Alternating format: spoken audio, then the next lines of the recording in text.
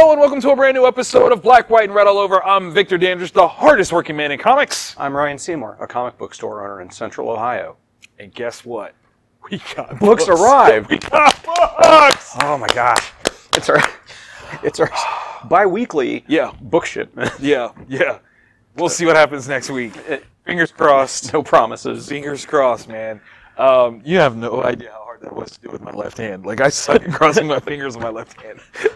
I can definitely do this better than cross my fingers. It's ridiculous. All right, so we actually had a great range of books this week. Yeah. Like, quite a few different things, some interesting stories. In terms of the honorable mentions, we've got two that are the same. Yeah, two that are the same, and then ones that are... Although you did read this one too. Yes. So let's talk about Ludocrats, because you did that to yourself. I did. And I did. Yeah. It's a lot like that tattoo I've got on the small on my back.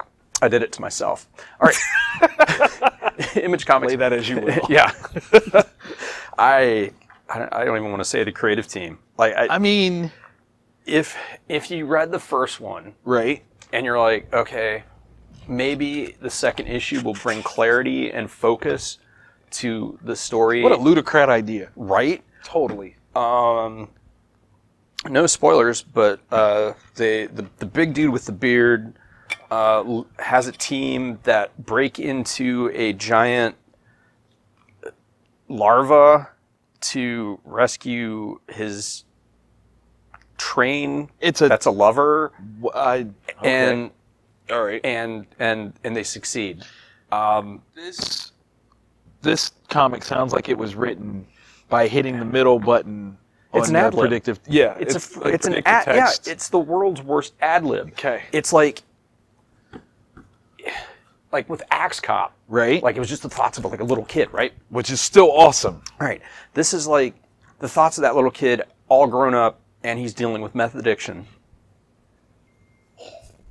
I don't mean to laugh. That is not something that's funny, but the imagery of it still kind of got me. So I apologize. Yeah, the creators on it are really solid. So it's like this is a stinky book, but like maybe it's a bet, like a really weird bet. It might be. Like, there's some backstory that I'm not aware of. Yeah, but like Bond villain's coloring is amazing everywhere. Always. Once in Future is one of them. Kieran Gillen's work is also amazing. Once in Future. Yeah, that creative team. So if you're looking for some work by them that's a little bit more esoteric, to give you that. Kieran Gillen's writing on Wicked and Divine and Phonograph are amazing, and it's not remotely mainstream. And just everything Tamara colors is gorgeous. So. I mean, you tried. You went back for a second helping, and I appreciate that. Yeah, I did. It was a lot like my first marriage. I don't think you would do that one again. Speaking of hell, allow me. Hotell, number 2 of 4. Now this was really good. Yo. Like, the opposite of me. Yo. Written by John Lees, art by Talibor Taliak. I think I said that right. I hope I did. Cover by Karan Grant, my homeboy. Used to live here in Columbus, Ohio. Okay, so I literally grabbed this because of the cover, right? Because I was like, Karan's my guy. I gotta check this out. When I read it, let me tell you how much I want to see this movie. Right? Like, first of all. Creepy as all get out. Mm-hmm. Yeah. In all the best ways. Art is really solid. Oh, yeah. Like, really, really solid. But the way this is presented, it doesn't necessarily seem to have the same connection of story. It's just the location that is the thing. Yeah. Okay, let me tell you why I'm mad about that. So I had this quaint idea of writing a series of horror stories that center around one location, and I don't know if I can write as well as this. That's how good that is right there. Like, it is making me doubt my skills as a writer, because that's how dope this is. Yeah. But I'm definitely still gonna do it because it's worth the challenge. Yeah. Okay. In this one, which standalone story, husband and wife are on a road trip. Seemingly like the most mundane thing, but still kind of beautiful at the same time. The way they're doing it is beautiful. It takes such a twist, a twisty turn. I will never withdraw my hand from anything without thinking about it ever again. Like, wow. When it happens, and the thing that I appreciated the most is that it happens on a page turn reveal, which is always like, you're like, wait, what? Yeah. And then you get to this action. Yeah. It's when you use the comic book medium to the fullest extent. It's amazing. That book, though, really, really good. Yeah. If you give this to a loved one, a spouse specifically, on an anniversary,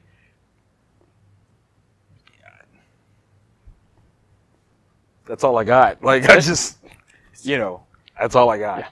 Because it's a damn good book, but wow, you're a terrible person. It's saying one thing. It is definitely or another. It's saying a lot. Even if a person would be like, "Oh my God, I love horror," and you're like, "Bought this for you. I was thinking about you." Nope. We're done. No. We're done. No. Okay, just saying.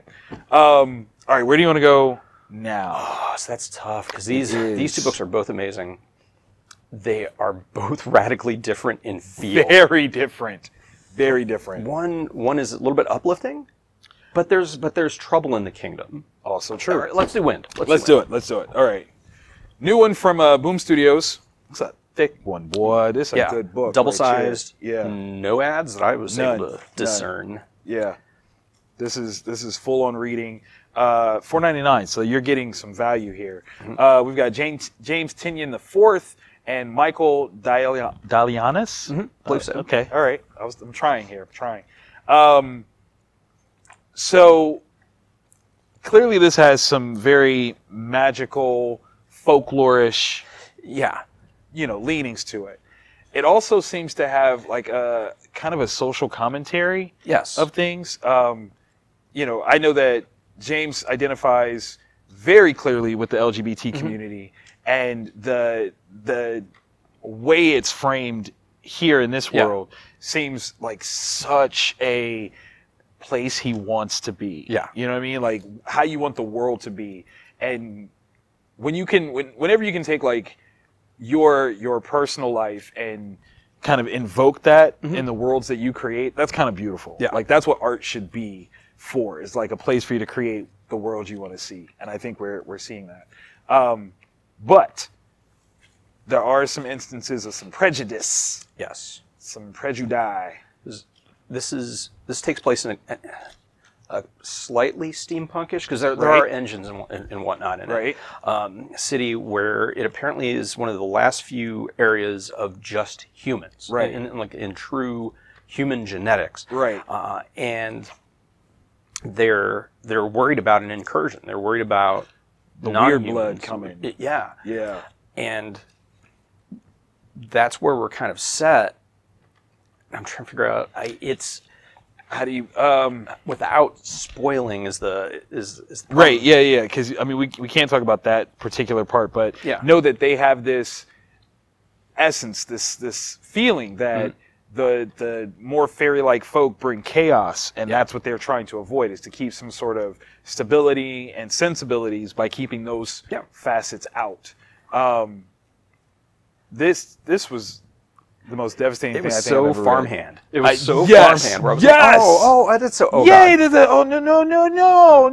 No. And then we get to this, and I was like, I died on the inside. I feel bad. I definitely died on the inside.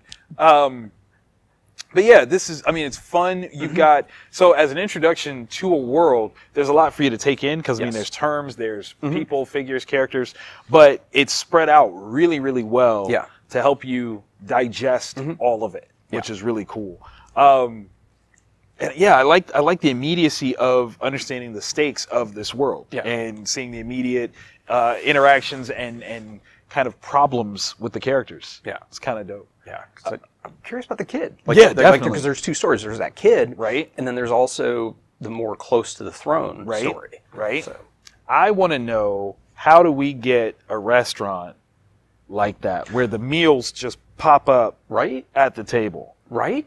That would be low-key the most genius thing I think I've ever seen. Like, because you don't need that many people. You just need someone to just do that. Yeah. And Can you imagine, like, you're sitting there talking with friends, and all of a sudden, it's not even like the waiter comes, and you're like, oh, here comes our food. You're like, hey, Christmas food time! Oh my gosh. Eat it up! Make sure that everything's calibrated right, because if it's like one of the fajita plates, and it just... and you're like, it burns us! It burns us! Yeah. Okay, so that's my question to you guys. If you could innovate restaurant eating, what would you have? What's one thing that you would like to see as an innovation to restaurant eating? I'm real curious about that. I think like we should dedicate. This is something I wanted to talk to you guys about. Yeah. I think we should dedicate like an hour or so, like in the morning of the day that this goes up, where we get on there and we just start answering questions for people that answer back. So we have like a consolidated, like for an hour, we'll be there answering questions. I think we're going to do that. Yeah. So maybe we can set that up. Yeah. I would like to do that. I would like to interact with you. Yes, we shall do so. All right. Much like Shrey's family interacts with the other humans in Dark Ark After the Flood. Number 4, Cullen Bunn, Jesus Hervas. Covered by Wancho. Yeah. So, all right. So, as we've said before in the show, if you're to do a story about the Noetic Flood story, right, it has to end once the flood's over, right? I mean, where do you go? Yeah. And Cullen Bunn's like, no, I got this. Right. And it's now the generation after, and Shrey's daughter, Shrey, was the person that was able to make those dark deals. Right. To save his family. He just had to save the monsters, too. Simple. Yeah, it's a little quid pro quo. His daughter now is kind of tasked with the same thing. Right. But since they're no longer trapped on a boat, they're having to deal with other people that weren't necessarily supposed to have even been there. Right. Which kind of changes the stakes a bit. Right. Okay, first and foremost, Kroll will forever be my favorite. Kroll is a hero. Ish. Yeah. Hero-like. Yeah. Hero-esque. What I enjoy about this is the setup of the deeper mystery. You know, when you build a story off of a very well-known tale, it does kind of limit what you can do, and Cullen has done a great job of like bringing new light to it. But to be able to mine even deeper, going back still to account for the future, is even cooler. Can I tell you, like on a personal level? I know, right? That there's a sequence of Shrey's daughter as a child that is simultaneously heartwarming and horrifying, all at the same time, which is real tough to do. But Cullen does it. He did it. Does it. And then when you get here, right, it's even more like, oh, wait a minute, like what's the deal? But no, okay, so personal victory. Wan Cho, the colorist, also colored the first issue of Never Too Late, the sequel to The Trouble with Love. What? I'm working with the best. You see what it is. It's a heck of a job. Yeah, definitely. So yeah, like the mystery factor is the thing that is like the coolest, because it's something where you have to keep reading, because you can't, you definitely no longer can go, I know where this is going. Yeah. You don't. You don't. Like it's truly mysterious reading, which is again part of the fascination of when you pick this book up, what is going to happen. It's not even like how do we win? It's what literally is about to happen. And that ending, I don't think that is playing out exactly as we think. But I didn't trust that dude before. I definitely don't now. Definitely don't now. That guy. No. I just get the heebie-jeebs. Like, my spidey sense tingles. Yeah, he's like that dude in Chosen that has the cowboy hat and the bolo tie. 100%. Don't trust that dude. Don't trust him. At all. Mr. Aladdin. Wrong. All right, so up here we've got two that are the same, one that's different. Where do you want to start? Okay, you were raving about a particular iteration in that one. That is not the word. Rave. We need a new term. It's friggin' amazing. Okay. Issue 5 of the greatest crossover that I never understood that I needed. Okay? I need a toy line. I need t-shirts. I need a cereal made off of this. Oh my gosh, yeah. Yeah, I said it. With like make it like turtles with different colors with Marshmallow Rangers. Yeah. Or vice versa, okay? You can do it either or, I'm fine. Shout out to the collabo, Boom Studios, IDW, Mighty Morphin Power Rangers, Teenage Mutant Ninja Turtles, Perot, DeMaio, genius, okay? This book has everything. Do I want to say it? I'm going to say it. Turtle Megazord. Turtle Megazord. I never thought that I would say that in my lifetime. No. But you know what I really want? I want to put one together. Maybe made out of Legos. I don't even know. Make it happen. Somebody. Cereal first, though. I need that. I need that in my life. But no, the characterization's perfect. All the characters, you get like the Turtles, you love the Brotherhood, the aspects of it is so great. The Rangers fit perfectly. Tommy's still the best, 100%, never changes. I'm just saying. Green for life. Yeah, you know, it is what it is, okay? I didn't make up the rules, I just read the book, and it's in here.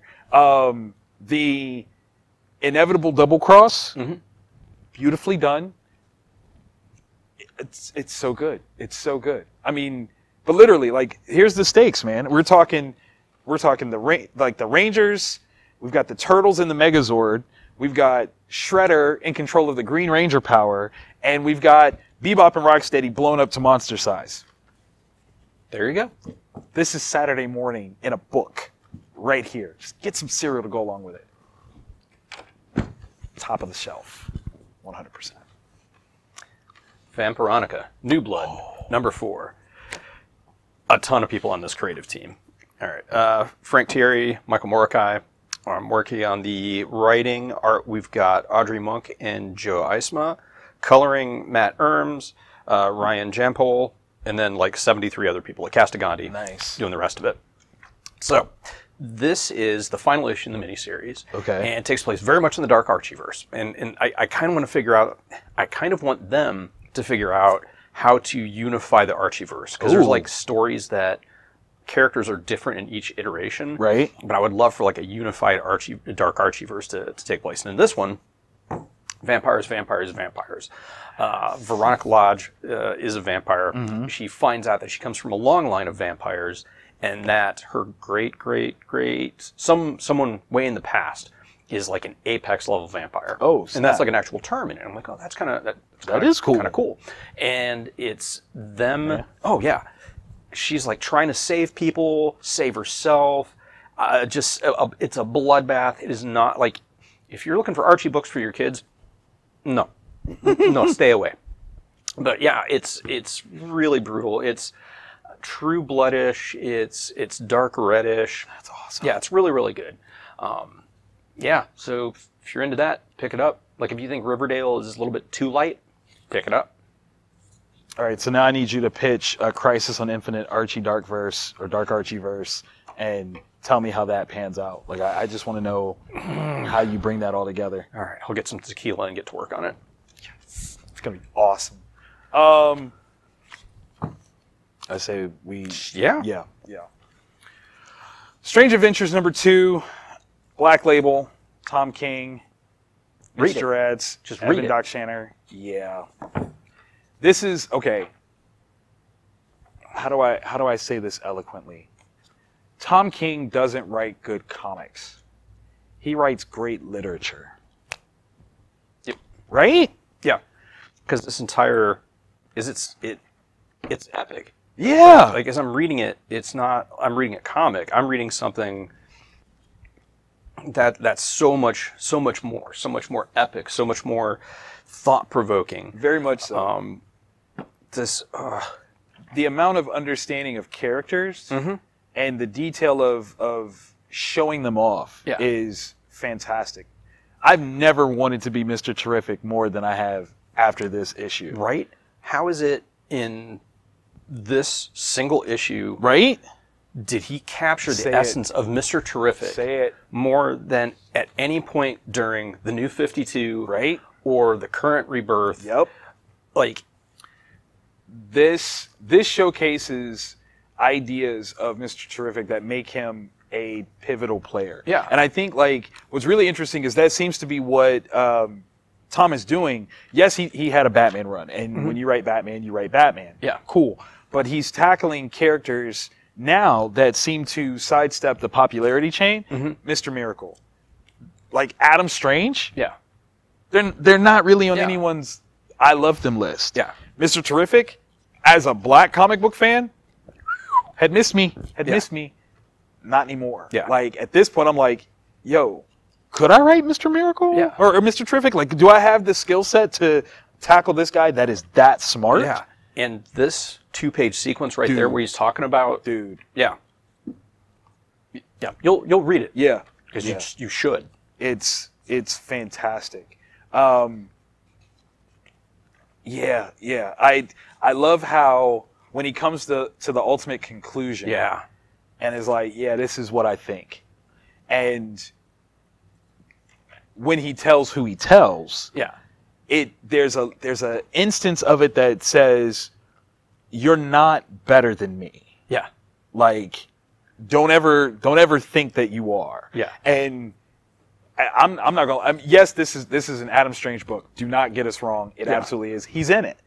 But at this point, I want to know what Mr. Terrific's contingency plans are against the Justice League, because he has to have one. I believe he has them. Yeah. Like, because it's no, like, you read issue 1, and right. if you didn't, I'm going to spoil it. Yeah. Adam Strange is accused of war crimes. He goes to Batman because Batman is the greatest detective in the world. Right. And he's like, Batman, I need you to research it and let me know if I did. Right. Batman, it's weird because I couldn't tell if Batman was like farming the job out, like subcontracting it to Mr. I think he kind of intended to, but he's about to get more than he bargained for. Right. Because what is about to be proven is that Mr. Terrific is better at just raw information than Batman is. Because he's about to dig deep. And it was like something that he noticed that I hadn't noticed. Right. Which is right there. Yeah. It's right there. So, yeah, that's dope. So good. So dope.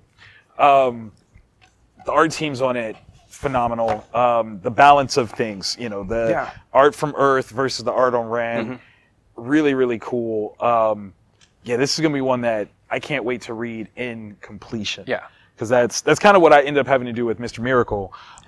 We read a couple of the first issues, but then I got the hardcover and magic. With Tom's miniseries stuff, his Vision, Mr. Miracle. Right. Like, it's a great read issue by issue, but when you're able to sit down and start in his story from beginning to end in one sitting, it takes it like up 7 notches. Level. Yeah, total different level. It's really dope. Speaking of different levels, Dark Knight's Death Metal #1, long anticipated, long awaited. Snyder, Capullo, Glapian, Placiana. I don't know how to say the last name.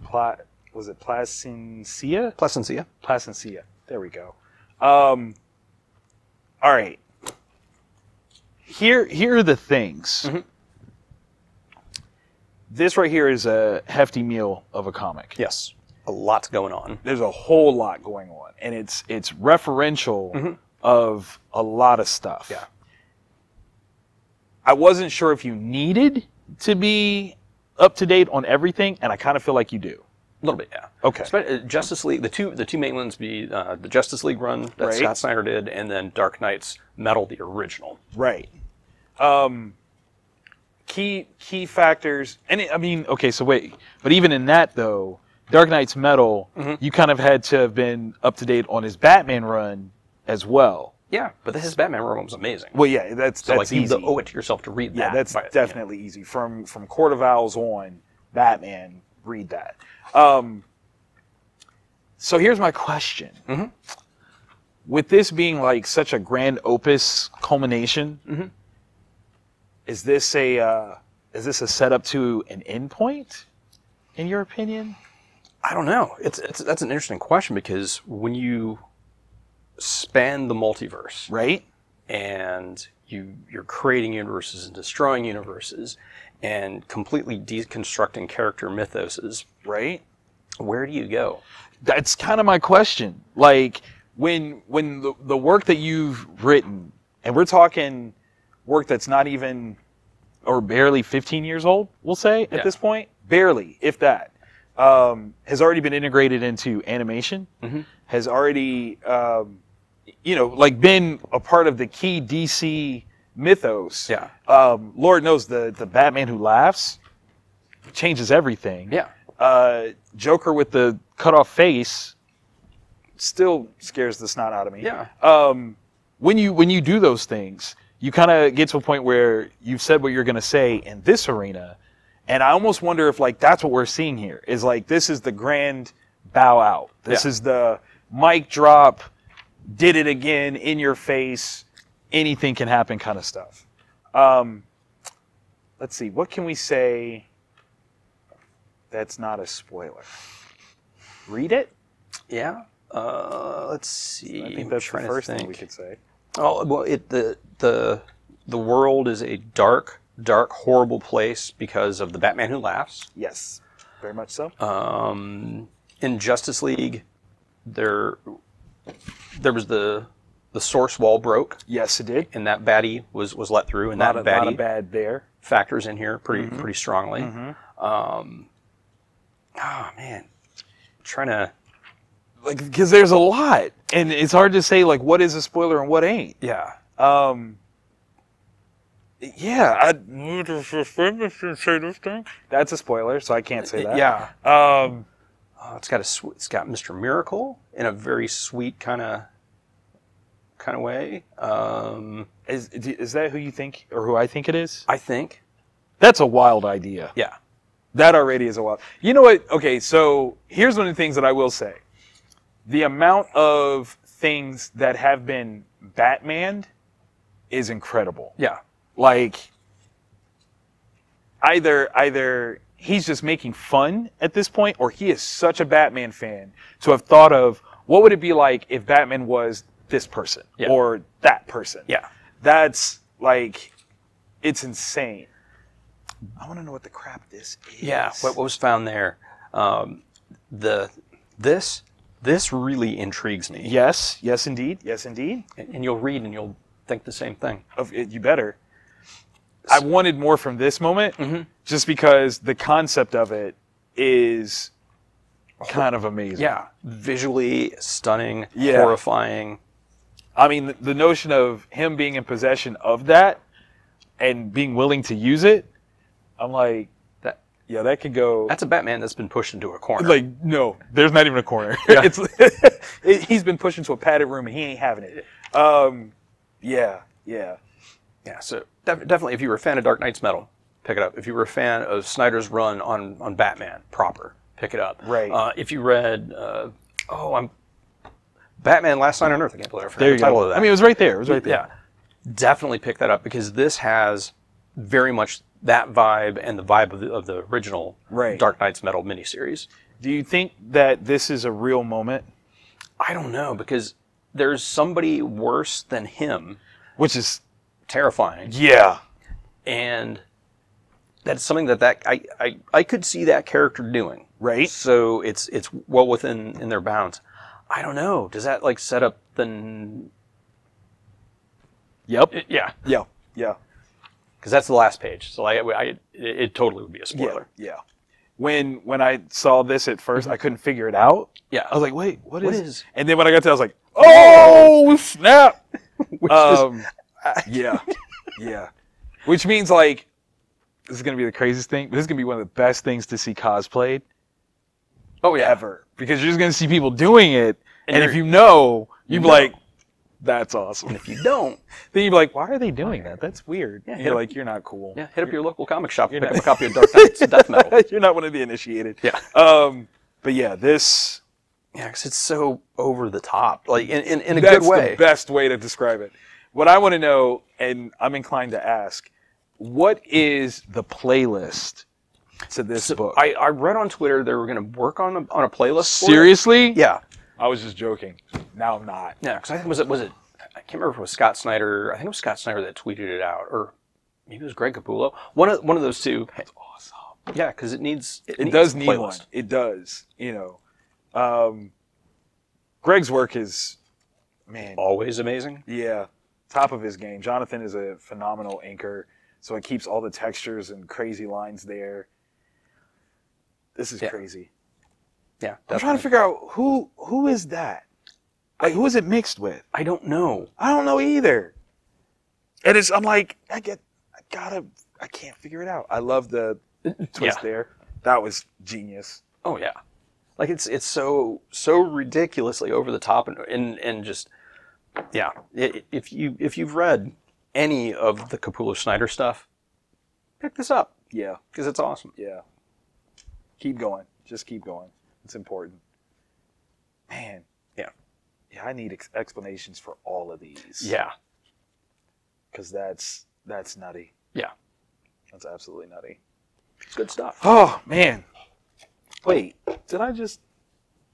Okay, this is going to be really weird, but as I was flipping, I literally think that the Batman Who Laughs teeth kind of form a weird bat signal. Oh, they do. Oh, that's... Okay. Oh, Greg. Okay. Oh, what's... Okay. I can't even put it in there now. Is everything okay at home? That's a lot of detail that one does not need to... Yikes. Yeah. Okay. No. Whew! If you enjoyed this episode, by all means, hit the like button so you can tell us that you liked it. And then if you want more of this action, click the subscribe and the bell notification.